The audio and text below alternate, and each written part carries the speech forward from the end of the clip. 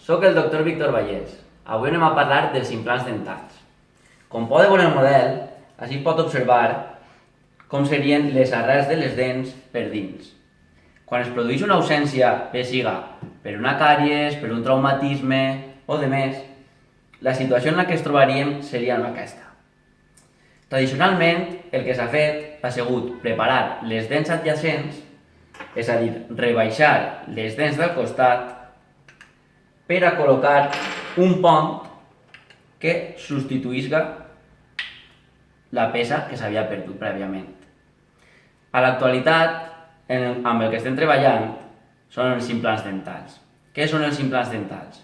Els implants dentals són una pròtesi fija que ens permeteix ahorrar-nos eixe desgast i eixa pèrdua de teixit que cal generar a les peces adjacents, com han vist al model.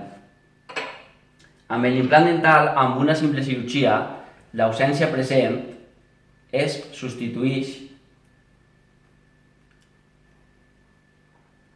simplement col·locant l'implant, la peça intermitja i la corona final. De forma que mantindríem totes les peces intactes i hauríem rehabilitat la zona de l'ausència.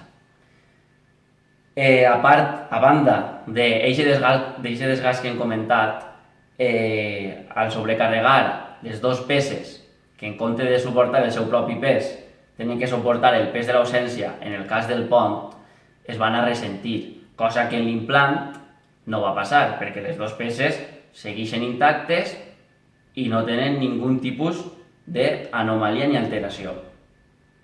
Si volen obtenir més informació al voltant dels implants dentals, no dubten en passar per Clínica Dental, que els informarem de molt bon gust.